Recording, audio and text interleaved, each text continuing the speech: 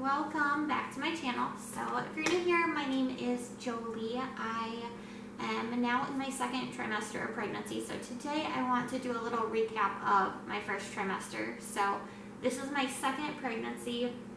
My husband and I did do fertility treatments to conceive both of our kids.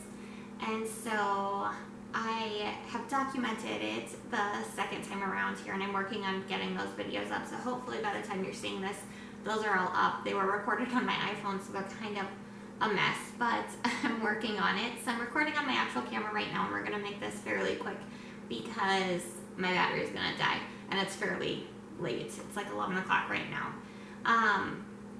But if you're here to kind of see what the first trimester of pregnancy is like, you're going to get kind of a 2-for-1 today because I didn't film anything or document anything with my first son, Everett. And so the second time around, I'm going to be kind of comparing the two pregnancies because they have been fairly different. And so I'm hoping that means this is a girl this time. Just kidding. I'll be happy either way. I'm honestly just so happy and thankful to be carrying another child because honestly there are moments where I didn't think that this was possible. But let's jump right into my symptoms of the first trimester.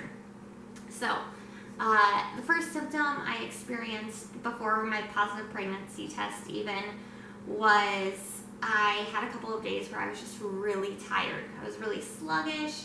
My husband and my son were playing in the living room, like running around, playing basketball, and I literally fell asleep on the couch, and that never happens. I struggle so much to fall asleep if the TV is even on. So that was definitely out of sorts, which kind of clued me into maybe I need to either A, get my thyroid checked again, or B, take a pregnancy test.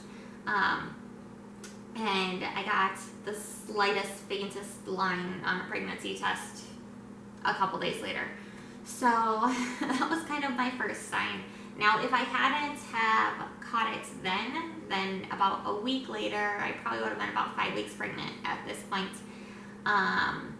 My chest definitely grew, and it has continued to do so throughout the first trimester, which I love. It's wonderful. With either of my pregnancies, I haven't had any like soreness or tenderness or anything like that a lot of women describe. I haven't had any of that. So I just get the perks of filling out my shirts a little bit more, which is great. Okay, so just scrolling through what I have documented here. So this time around, when I hit, goodness, probably weeks 6 to 8, I had nausea pretty much all day. Just off and on. It was definitely worse at night. And I had a handful of times where I actually vomited. With my first pregnancy, I had zero nausea, nothing. At this point in my pregnancy, I didn't have any of that. So that was definitely stunning for me. And like I said, there was 2 weeks in there where it was really bad. And if it would have continued past week 8 and my doctor's appointment, then I definitely would have been talking to her about it. But luckily it, cleared up. And then from week 8 on has just been at night. So after 10 p.m., I have to be asleep, I have to be in bed, or I would get really gaggy, and just not very easy to handle. I would lay there and I would say, oh my gosh, it's just in your head, Jolie, it's just in your head. But there were some nights where it was not just in my head.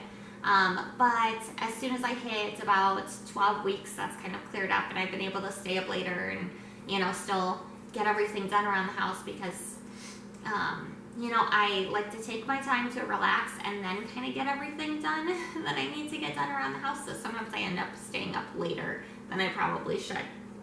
Now, the other thing I will say with nausea is I really wonder if it would be this bad if I was keeping my normal schedule and as busy as I usually am. So usually at work, COVID, I would be seeing customers all day long and, pretty much have somebody else with me 100% of the time. And because of the changes we've made, I spent a lot of time alone in my office or at home with my family. And so I feel like I've had more time to focus on the fact that I don't feel well.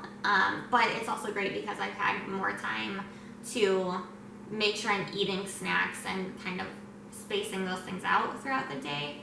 And, getting enough fluids and that type of thing. So, there's been pros and cons because I definitely think that working out my snacking has helped my nausea to go away. Getting some good snacks, good filling meals in throughout the day several times has kind of, I think, helped that nausea symptoms subside after those couple of weeks. Let's see. So this time around, I have also, I feel like I've been going to the bathroom a lot more, which isn't something that I really remember before. I've also had a fair bit of, I would call insomnia, I guess. Trouble going to sleep, trouble staying asleep. I've had a fair amount of nights where I've woken up about 2-3 o'clock in the morning and been up for 2 hours, just laying there trying to go back to bed after I go to the bathroom, of course, which I did not have the first time around at all. Let's see. The other thing that I will note is that I've had for both pregnancies is constipation. I feel like my constipation was worse with my first pregnancy than it was the second time around. And as far as combating that, my first pregnancy, I was doing, trying different teas to combat that and drinking a lot of water and that type of thing. This time around, I feel like I have a little bit of a sensitivity to dairy, so I would just eat ice cream, and that seemed to help. So, I don't know. Do with that what you will, but I feel like that helped. There was one point, probably around week 7, where I looked at the stool softeners that I have, and I'm like, can I take these? Can I not take these? And of course they said not to take them. So I was kind of disappointed about that, but that has definitely seemed to subside now. Food aversions. So my one major aversion, I would say, is onions, which is crazy to me because prior to getting pregnant, I literally ate a salad with sweet onion dressing and, red onions on it, I'd say 9 days out of 10, for probably a year. So it's just crazy to me that has been one of my aversions. But we do like burger night and stuff like that with my in-laws, and even my mother-in-law cutting onions, all the way across the room would make me kind of sick. So that has been crazy. That has subsided now ever since it's like I hit the second trimester, and I was at my sister's house this past week, and there was something that I got when I was eating out that had onions in it, and I was able to eat them. But prior to that, even like spaghetti sauce that I had, that I had made pre-onion aversion, I heated it up for leftovers a couple days later, and I had to pick out the onions. I could not eat the onions. It was terrible. Another thing is, and this is the last thing that, well, 2 things. Okay, so let's do food cravings. So I feel like it's too early for food cravings to start, and I don't remember having a lot of cravings with my first child, but I have had kind of like the same cravings. And I only noticed this because my husband, I've bought in a couple things added to the grocery list that I don't usually buy, And he's like, oh, we're at that point in the pregnancy. So he pointed out to me that I have the same kind of things that I've done. So he measures the length of how pregnant I am by what's on the grocery list, apparently, which is really funny. So the first thing that I went through the grocery store and had to buy was fruit gushers, which I don't know why I had to eat a box of fruit gushers, literally the whole box in probably 3 days.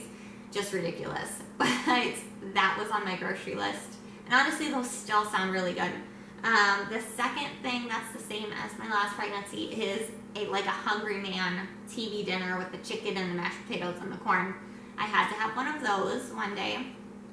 And it was amazing and it was delicious. And, I know it's not good for you by any means, but I had to have one of those one day. And that's when he pointed out, he's like, oh, okay, so we're on this phase. And the things that are new this pregnancy is green apples. I've been going through green apples my first trimester like a crazy person. I literally would go to the store and buy like 2 apples for every single day, which I also think kind of helped with my constipation a little bit as well. And then like green apple flavored things. I would say so. The green apple Jolly Ranchers, which I bought those my first pregnancy too because I get whatever that metallic taste is in your mouth. I get that. I got that my first pregnancy and this pregnancy as well. And that just lasted a few weeks in the first trimester. It's not terrible. You just get some hard candies and suck on them whenever you feel like you need to. So the green apple Jolly Ranchers, and then I got the green apple, Appelos? Is that what they're called? Appelos. I went through a bag of those as well, and they were delicious. I stick them in the fridge, and oh my gosh, they're amazing. But then I kind of switched to actual healthy apples, and that fulfilled my craving as well. So I did go through that little bit of sour phase where I just needed something like that. And then I feel like, this is kind of crazy, but I feel like I'm already having heartburn. And I don't know that that's like a first trimester thing. I guess I always thought that was a third trimester thing. With my first pregnancy, it was definitely a third trimester thing. And up until that point in my life, I had never had heartburn before. So when I started to feel it, I didn't really think anything of it. And then it started to get worse and worse. And I was like, oh my gosh, it's this heartburn. And I described it to my husband. And he's like, yeah, I think you're having heartburn. And so I would take Tums and I'd be fine. But this time around, I feel like there are some nights where I lay down and I go to bed and I already feel just very mild heartburn. Like I don't need to take anything for it. I can kind of cope through it, but I think that's what I'm having. I think I'm having the start of heartburn already, which is crazy and it sucks because I know it only gets worse from here. Okay, and then just real quick, I wanted to document a couple of other things. So the first thing was I went in for my pregnancy confirmation as soon as I got my positive pregnancy test because I had a follow-up appointment scheduled with like an RE, a different RE we were transferring to, which RE stands for reproductive endocrinologist, which if you've done any sort of fertility treatments, you know what I'm talking about, but basically that's their specialty. And so since I had that appointment scheduled, I wanted to allow ample time to cancel that and free up that space for another woman who might need it because we had to schedule it like 2 months out. And so I went in and I did my pregnancy confirmation then right away. And then I went back at 8 weeks and I did my ultrasound and an appointment in correlation with that. So for my 8-week ultrasound, because of like the virus, they called like the day before and said that my husband could not come with me, which made me super nervous. I was already super nervous about this pregnancy, which I didn't have any anxiousness or anything like that with my first pregnancy, but because this one was kind of more of a surprise because we were technically in between fertility treatments, and they basically told us our fertility treatment in February had failed, and then in March I was pregnant. It was just really nerve-wracking to go alone. Even though my husband works at the hospital, he wasn't allowed to come with. And so since then I figured, that after that ultrasound, my anxiety would go away. Little Nugget looked super healthy, just right on track for where I figured they would be. Not according to my last period because, like I said, the fertility treatment had quote-unquote failed. But for my HCG levels, like as far as them doubling according to blood work, it put me right on track. So it made complete sense to me when they dated me at 8 weeks that I was 8 weeks, which is why I had estimated that. So I had scheduled my ultrasound purposefully that week. And so I figured after that confirmation, like my heart would feel a little bit better and my anxiety would kind of go away.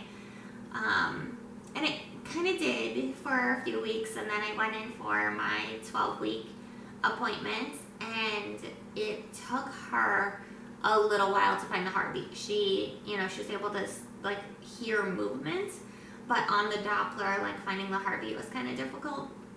And so then I feel like that kind of put, which I know is super common especially in those earlier weeks, but like it just kind of put more anxiety into me. And I really wish like I could order a Doppler and just have one, but because of the virus, they're not shipping non-essential things, so I wasn't able to order one and get one anyway. And I figure by now, like I'll be feeling more movements and things like that fairly quickly. That is it for symptoms and things to document on this pregnancy. I've had a couple of doctor's appointments. Heart rate has looked good. I believe last time I was in, it was like 160 something. But yeah, let me show you my little bump. My husband says I'm getting a little bump. I don't know. I feel like, so it's the end of the day. I've had about 87 meals today and a lot of snacks. And so I feel like it pops out at night and there's nothing in the morning. I honestly feel like if at this point in my pregnancy I still wanted to hide my pregnancy, I could probably hide my pregnancy just because I have enough like flowy shirts where it wouldn't matter unless like people know me really well. They know that I never really have a bump. But this is my little bump, whatever there is to speak of. And my belly button is not out already. I have my belly button ring in and I wore out my entire pregnancy last time around, and so I will hopefully do the same this time around because I do like to keep that piercing. So yeah, there is my little bump shot for the end of my first trimester. So like I said, I'm week 15 right now, and so yeah, we'll see you in a few months with my second trimester recap. Bye.